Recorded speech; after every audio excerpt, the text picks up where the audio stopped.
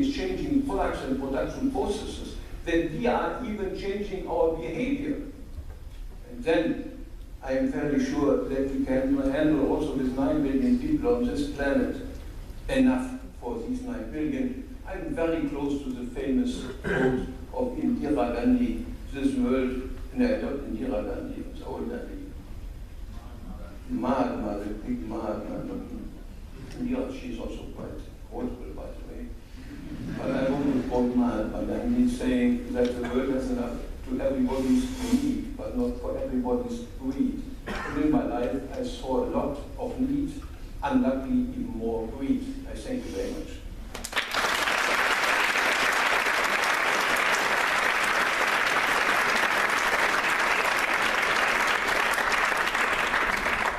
Thank you very much, Klaus, for so many insights, including one which is new to me, which is that in France all approaches are apparently principled. I'd like to actually bring one of your questions back to Clive, if I may. You said, what the devil is appropriate human behavior? And I was very struck in Clive's presentation that I get a very clear idea, you talk about battle lines, I get a very clear idea of the forces of human empire on one side of them. I don't get a very clear idea of your imaginary of the forces on the other side. Who is the other, and are those forces purely human, or is that some sort of like Victorian coalition of people and planet and places? Well, I do think that there is a third actor that has come into this, and that is the Earth itself.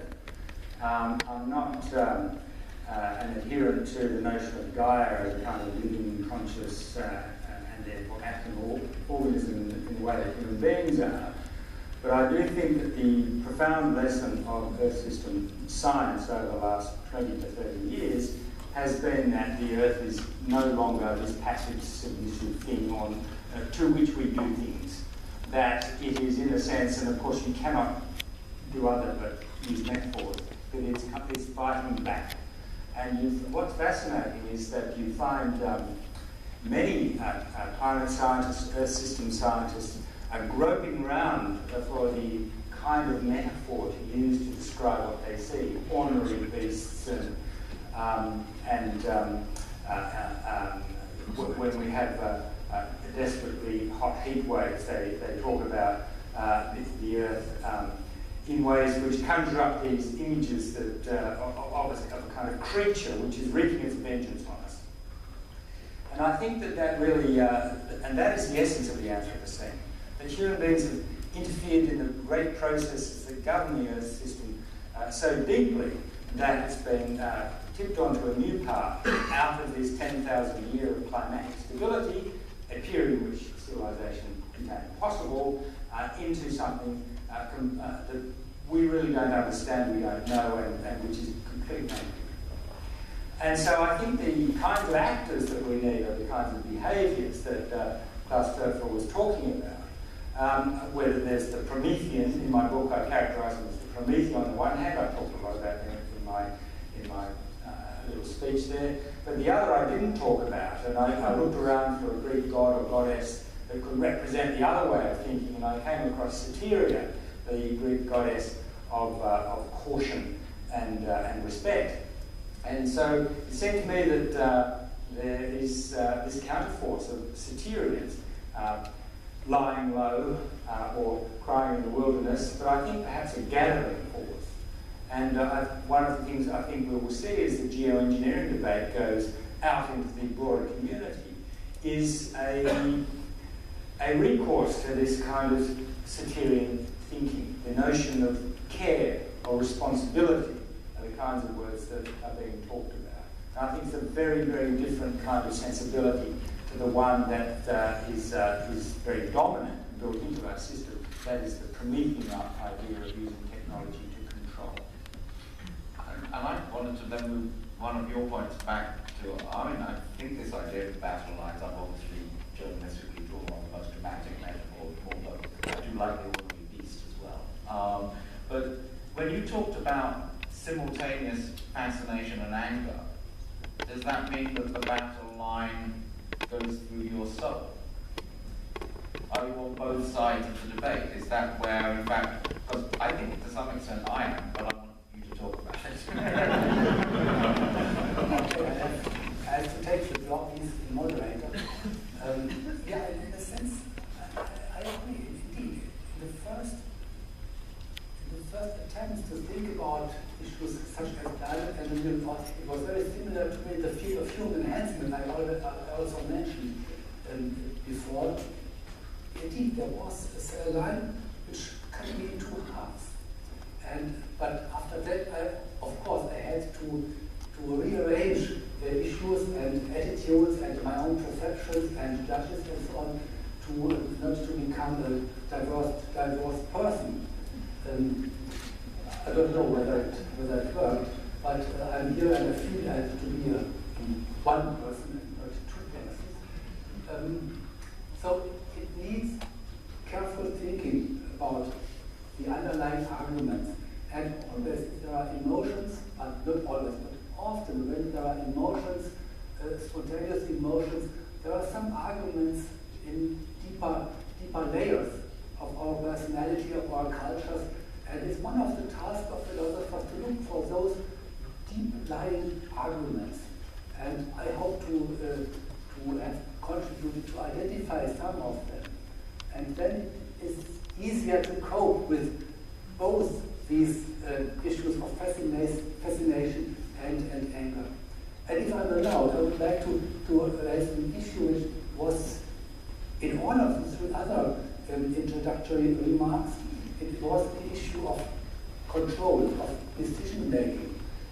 Tom asked the question, who is to decide? And this question came to my mind as you have talked about the new Atlantis. Who will be to decide if humankind or some parts of it would go for a new Atlantis, for a new paradise? Who is to decide? And what's about democracy in these fields? Christopher made the point of control also, and we have a tradition in political science, technology assessment, ethics, that big technology, that it is very difficult to control big technology in a democracy. There has been concerns in Germany already in the 1970s whether it would be possible to control nuclear power in an open society, in a democratic system. One of our famous future researchers, Robert Jung, he had the concern that the safety and security issues of nuclear power technology would force the state to become a police state or a military state in order to guarantee the safety and security. I do not say that he was right, but there are these concerns. And the bigger a technology, and I guess climate engineering would be, at least in some kinds of these SRM technologies, very big technology, would be very difficult to control by democratic means. And sometimes I'm afraid that only a dictatorship or a dictatorial system could deal with this, and that would be, in my eyes, a counter-argument against climate engineering. Tom, I wanted to come to a point that you made about the increased moral dimension of your work, the idea of budget as a moral entity. I was wondering, you're looking askance at me, but that's what I understood you said, but I was wondering, are you conceiving this increased interaction with the moral as a working scientist? Is that to some extent a burden, if a noble one, or is it in some ways somewhat liberating to allow you to be an undivided person whose scientific and moral life is all of one fabric? I come from a tradition which says we are always one moral fabric. What we choose to do cannot be separated from what we are and who we are. So I think what I'm saying is we have had a view of science, and particularly of how we do our science, as being distinct from these moral values. And I've always, when people have asked me about that, because it's easy to say as a scientist, well, I can do my science and you can do your science. Well, no, you don't do science, but you can do your science. And we should get the same answer regardless of our values. I say perhaps that's true, but what we choose to work on, what we think is important, will be conditioned by our values. So in answer to your question, I don't know if it's liberating. I think it's much clearer that we are this integrated person, and our moral values, our set of ethics that we as a society has to enter into our science work. So that's a narrative of reconciliation in some extent. That might be a better way to put it, yes. I'm going to now ask you what you think, or at least give you the options to ask the panel what they think, and I'm going to try and be fair, but probably won't be. I'm going to start with the question there, with the hand up with a black watch strap and a bluey purpley shirt of some sort.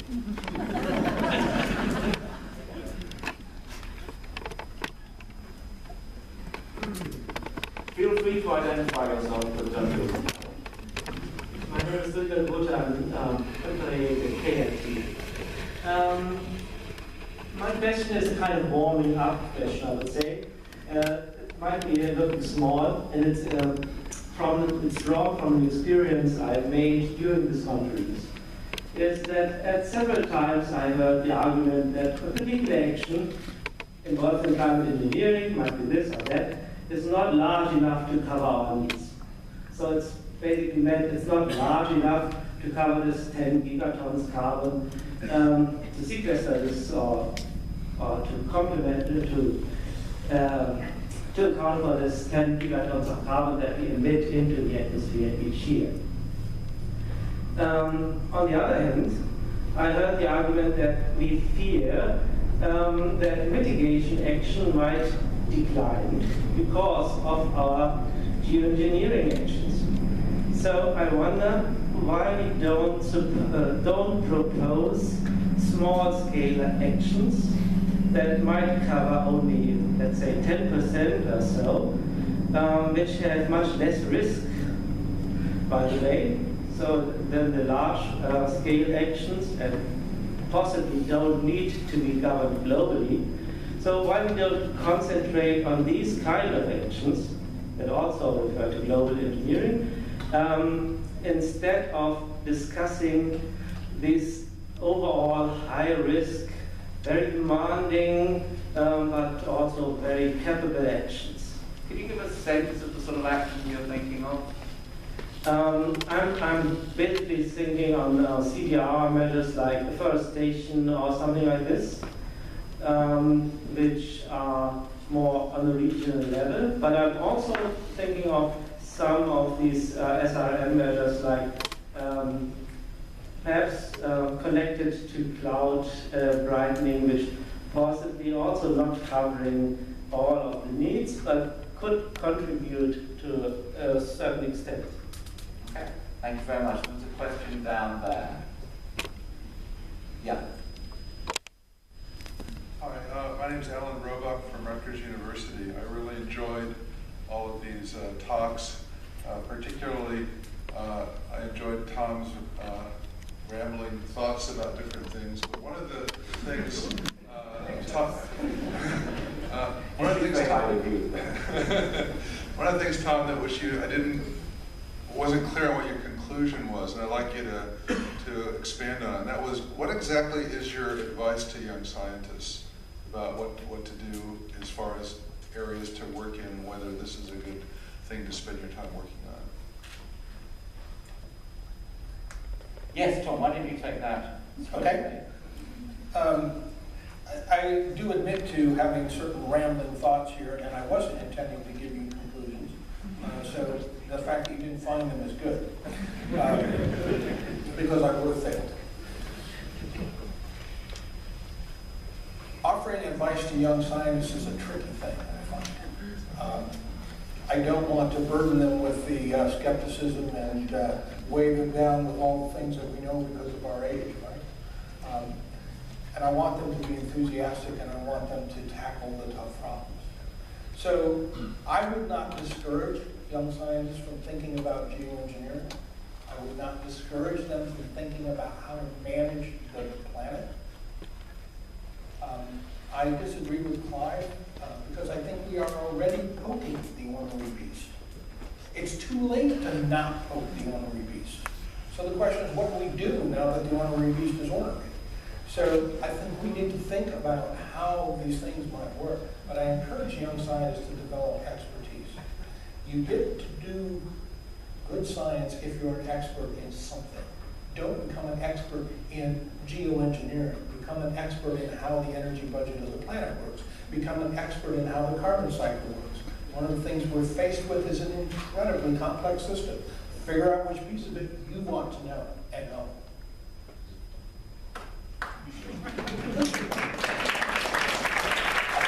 Right, do you want to come in on something now? Or say I misinterpreted you? Well, just to take up this honorary beast analogy, I mean, if we are poking it and it's now woken from its 10,000-year slumber of rampaging around the place, the first thing to do is to stop poking it. Well, actually, I think the other question that we have, the question about afforestation and cloud brightening and, as it were, modest approaches, to some extent is stroking, not poking. It's trying to gently scratching behind the ears. No, I think that's right, and I think that one of the dangers of the climate engineering debate is we actually forget this quite radical division. There are some much more benign and helpful climate engineering technologies out there being proposed. So, I mean, I have always tried to distinguish between sort of local level approaches, mostly carbon dioxide removal types, like biochar and forestation, but also some solar radiation management, like painting roofs and roads and so on white. And I like to distinguish those from the grand systems aimed at interfering in the processes that govern the Earth system. And they cover both CDR and SRM. So on the CDR side, we have ocean iron fertilization, changing the chemical composition of the oceans, and of course on the solar radiation management side, the sort of headline grand technology, sulfate aerosol spraying. I think we really do need to keep that distinction in mind. Are you looking to come in now? That's one remark to my colleague from KIT. I guess one very simple explanation why we mostly focus on these more problematic technologies is that these are the only ones which would help in case of emergency. The others are too slow and too small in impact. So that might be an explanation. Another explanation might be, I'm not a psychologist, but I try to do a psychological explanation. These are exactly because they create fascination and anger simultaneously. That makes them a bit more attractive for public or for our debates, I guess. Right, I'm going to take another 3 questions. I think we'll start with you up there. Yes, the lady with the arm up with yes, you, yes. And then we're going to go to the gentleman in the middle with the blue shirt, if someone can pre-position a microphone there. And then we're going to go to the gentleman there with his hand up. Yeah, but so starting there, and then there. Can you hear me? Yeah. If I can be so brazen, I just want to give a little bit of advice about stroking. Say who you are. Or I'm Rachel Smoker. I'm from Biofuel Watch. And I'd just like to talk about stroking versus poking. I think we run the risk of pretending that a lot of these CBR technologies are terribly benign and wonderful, and we should embrace them because, in fact, they're not on any grand scale. We've already seen, for example, a lot of bioenergy technologies that are already happening that are having huge consequences on the ground already. So I wouldn't really call that a stroke. If we want to talk about stroking, we can talk about allowing, natural ecosystems to restore themselves and simply stop mining and poking holes in the earth and so on and so forth. So just a differentiation of what's a stroke and what's a poke. Thank you very much. Then, gentlemen, yes, you have a microphone. I'm Elon Chabai at IASS. Maybe some of this is, my question, my comment comes from also being an American, which you can probably tell from accent, and traveling back and forth. But my concern is a little bit with the language in which we bring this this set of discussions to the public? This was raised early on. I think there are some the whole set of presentations was excellent.